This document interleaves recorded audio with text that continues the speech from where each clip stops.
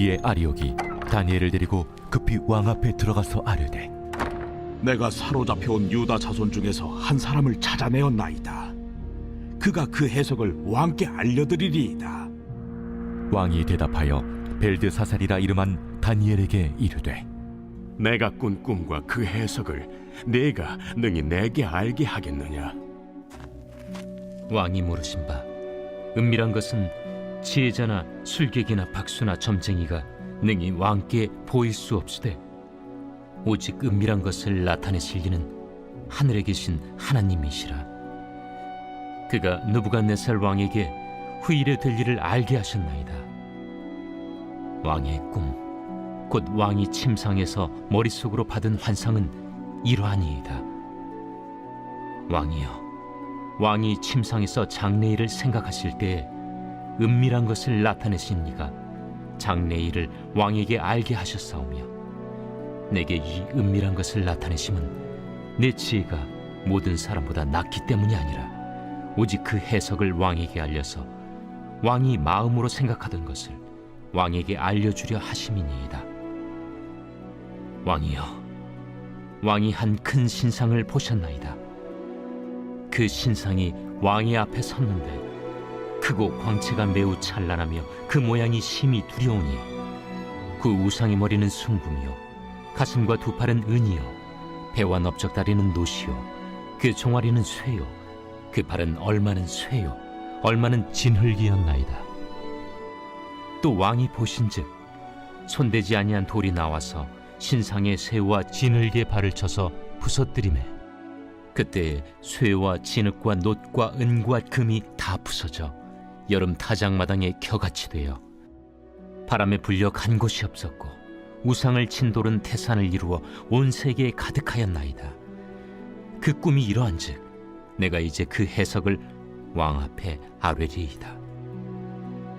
왕이여, 왕은 여러 왕들 중에 왕이시라. 하늘의 하나님이 나라와 권세와 능력과 영광을 왕에게 주셨고 사람들과 들짐승과 공중의 새들 어느 곳에 있는 것을 막론하고 그것들을 왕의 손에 넘기사 다 다스리게 하셨으니 왕은 곧 그 금머리니이다. 왕을 뒤이어 왕보다 못한 다른 나라가 일어날 것이요 셋째로 또 녹 같은 나라가 일어나서 온 세계를 다스릴 것이며 넷째 나라는 강하기가 쇠 같으리니 쇠는 모든 물건을 부서뜨리고 이기는 것이라.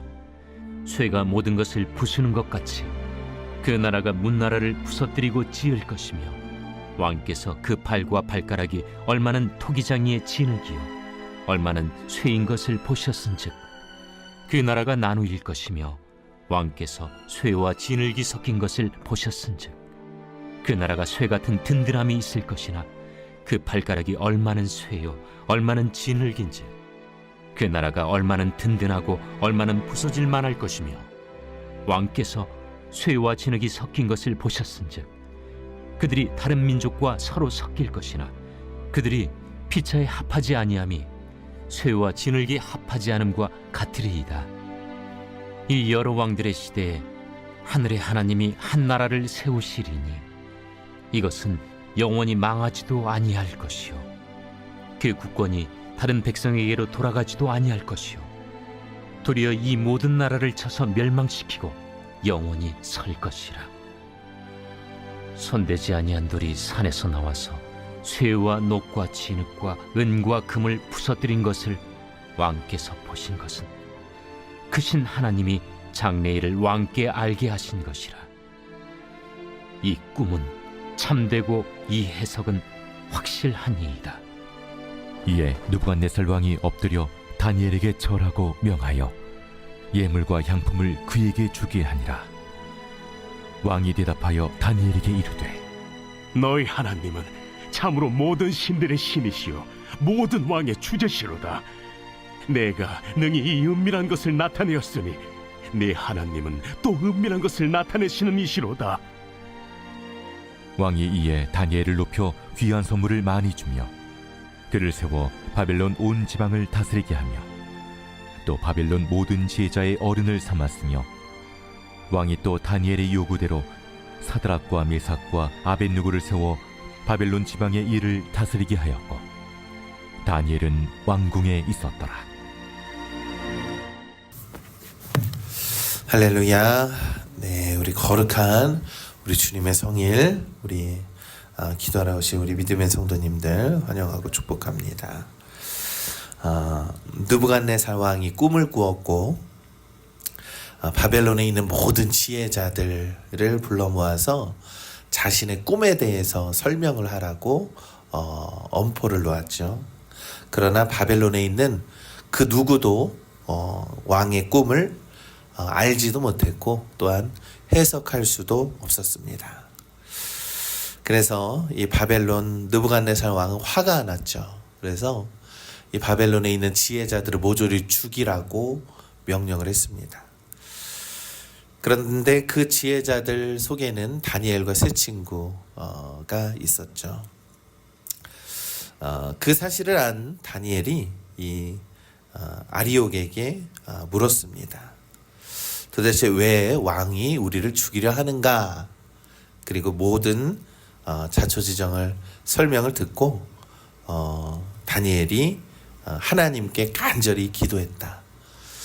어떠한 어려움과 어떤 힘든 그런 여건 속에서도 이 다니엘과 세 친구는 가장 먼저 하나님을 붙들고 기도했습니다. 그때 하나님께서 다니엘에게 은밀한 것을 알려주셨다라고 성경은 말씀하고 있죠. 여러분, 다니엘은 이제 왕 앞에 서서 인간의 지혜로는 결코 풀 수 없었던 그 은밀한 꿈의 내용과 해석을 오늘 말씀에서 선포하고 있습니다. 그래서 우리가 얻는 교훈은 무엇인가? 이 세상의 권력의 본질이 무엇이고 또한 우리가 무엇에 소망을 두고 살아야 하는지를 분명하게 보여주는 것이고요. 이 꿈속에서 있는 그 해몽이 해몽을 통해서 나타내는 것은 이 하나님의 엄청난 능력과 권위가 이 땅 가운데 다스리고 있다라는 것. 우리가 아무리 바벨론이 아무리 강력한 나라라고 할지라도 영원하신 하나님의 나라보다 비할 바가 무엇에 있느냐라는 것을 우리가 깨닫게 하게 됩니다. 좀 더 내용을 살펴보면서 우리 함께 은혜를 나누겠습니다. 이 근위대장 아리옥은 이 다니엘에게서 왕 앞으로 급히 데려가서 왕에게 알립니다. 이 다니엘이라고 하는 지혜자가 있는데 그가 왕의 꿈을 해석할 겁니다라고 다니엘을 데리고 갔죠. 그리고 느부갓네살 역시 다니엘에게 능히 내게 이 꿈과 모든 해석을 알게 하겠느냐라고 물었습니다.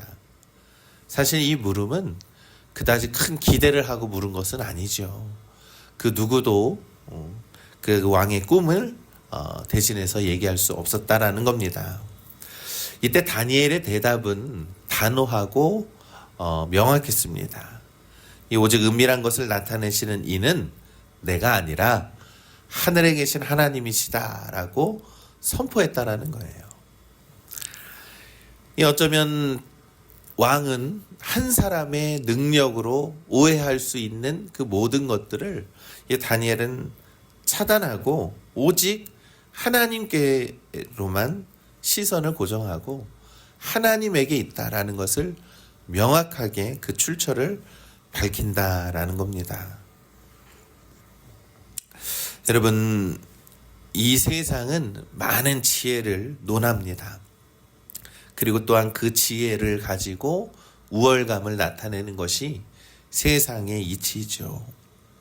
그런데 우리가 살면서 모든 지혜를 압도하는 그 하나님의 놀라우신 일들은 우리가 깨달아 알지만 여전히 하나님을 모르는 자들에게는 그러한 것이 막연하게 들리는 것 뿐이다라는 것이죠. 그러나 다니엘은 내가 답을 내놓기 전에 이 모든 것들은 하나님이 하시는 일이다라는 것을 분명하게 세우면서 하나님의 권능과 능력의 위엄이 얼마나 대단한지를 보여주는 것과 동시에 다니엘은 믿음의 확신을 왕에게 먼저 보여준다라는 것이죠. 신약 성경에서 사도 바울도 이와 비슷한 고백을 했습니다. 나의 나된 것은 하나님의 은혜로 된 것이다 라는 거예요. 우리의 모든 삶에 있는 모든 운행함과 모든 삶의 모든 것은 하나님의 은혜가 아니고서는 설명이 되지 않는다라는 것입니다. 우리 여러분, 우리는 다니엘처럼 모든 문제 해결의 열쇠가 하나님께 있음을 우리가 믿는 것이 우선입니다. 하나님께서는 우리의 모든 열쇠이시고 모든 지혜이시며 우리의 삶의 모든 것임을 고백할 때 우리의 믿음이 더욱더 하나님을 온전하게 세워가게 되는 줄을 믿습니다. 그래서 다니엘이 드디어 왕의 꿈을 설명을 합니다. 이 거대한 신상이 있죠. 거대한 신상이 있는데 머리는 금으로 돼 있고 몸은 은으로 돼 있고 허벅지는 놋, 그리고 다리는 철, 그리고 마지막 발 묶음은 진흙으로 돼 있는 신상의 모습이 있다라는 것이죠.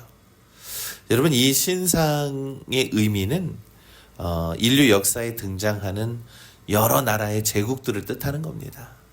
거기에는 바벨론이 될 수도 있고 페르시아 바사가 될 수도 있고 여러 자기네들의 힘과 권력을 상징하는 그러한 여러의 강력한 나라들을, 그러한 제국들을 상징하고 있는 것이죠.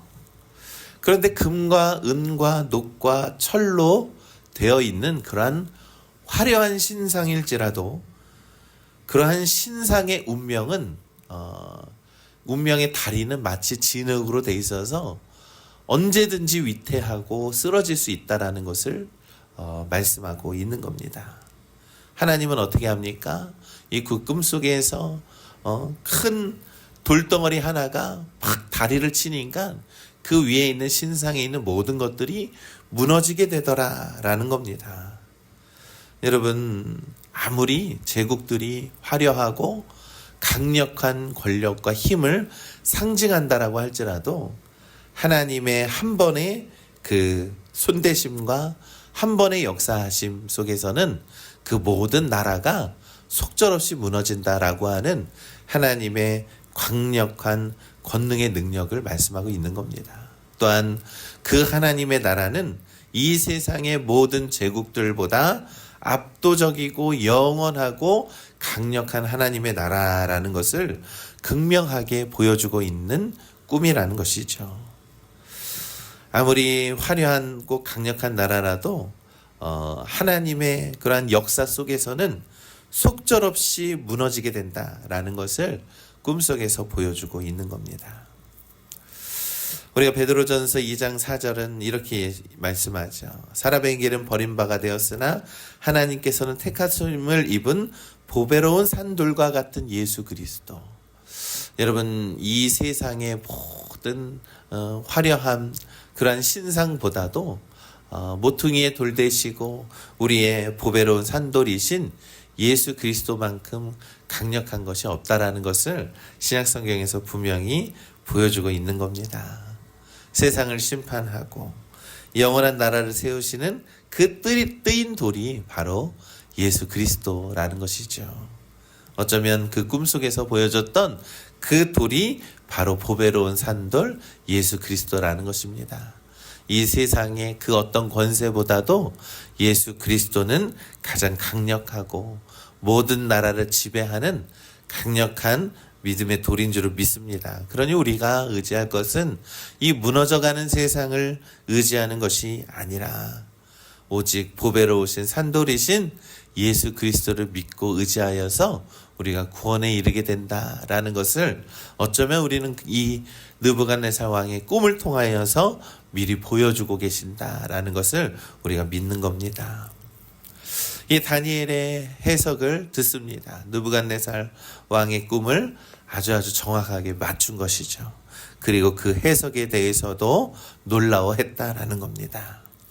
그러면서 느부갓네살 왕은 다니엘에게 오히려 절하고 엎드려서 예물을 드립니다. 그리고 고백합니다. 너희의 하나님은 참으로 모든 신들의 신이시요 모든 왕의 주제시로다 라고 하면서 하나님의 이름을 높이게 된다라는 거예요.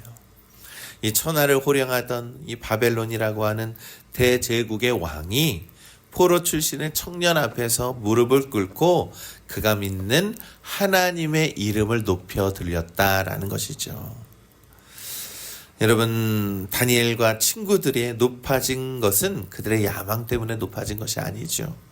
바로 그들의 하나님의 주권을 인정하고 하나님의 거룩함을 지키고 하나님의 뜻에 모든 것들을 맡기고 하나님의 믿음으로 나아갔을 때에 그 모든 하나님의 권능과 능력 앞에 세상의 권세는 무릎 꿇을 수밖에 없다라는 것입니다. 여러분, 여전히 세상 속에서 세상의 모든 능력들은 우리를 좌지우지하려고 합니다. 그래서 우리는 삶 속에서 이 세상의 모든 문제들 때문에 이리 휘둘리고 저리 휘둘리고 살아가지만, 그러나 다니엘처럼 세상이 풀지 못하는 문제를 우리가 하나님을 믿고 의지하며 살아갈 때 하나님은 모든 것들을 이겨내시고 모든 문제의 답을 해결하시며 모든 권세자들의 무릎을 꿇게 하신다라는 것입니다. 그것이 바로 하나님의 권능이고 능력인 줄을 우리는 믿습니다. 우리 믿음의 성도 여러분, 우리가 다니엘서 2장에서 이 느부갓네살의 꿈을 해석을 한 것은요, 어떠한 신비로운 사건이 아닙니다. 이것이 나타내는 교훈은 단 한 문장이죠. 하나님의 권능은 영원하시다라는 거예요. 이 세상에 머리는 금, 은, 동, 노, 철, 아무리 화려해 보이는 신상보다 하나님의 권능은 그보다 더 위대하시고 영원하시다라는 겁니다. 하나님은 역사 속에서 그 모든 제국을 한 번에 무너뜨리는 권능자이심을 우리가 믿는 것이죠. 그리고 영원한 하나님의 나라를 이 땅 가운데 세워주신다라는 겁니다. 그리고 보배로운 산돌이신 예수 그리스도를 통하여서 우리는 이 세상의 모든 권세를 이겨낼 수 있다라는 것을 우리가 이 꿈을 통해서 분명하게 보여주고 있다라는 것입니다. 그런 우리 믿음의 성도 여러분, 하나님은 여전히 강한 권능의 손으로 이 땅 가운데 우리의 가정과 교회와 우리의 삶의 가운데 역사하고 계심을 우리는 믿습니다. 우리가 믿고 의지할 때 이 모든 세상의 권세는 속절없이 무너지고 우리는 승리하며 살아가게 되는 줄 믿습니다. 그러한 믿음으로 오늘 우리 주일을 맞이할 때 우리 하나님의 크신 능력, 크신 권능을 우리가 높여드리는 거룩한 예배 드리시기를 간절히 소망합니다.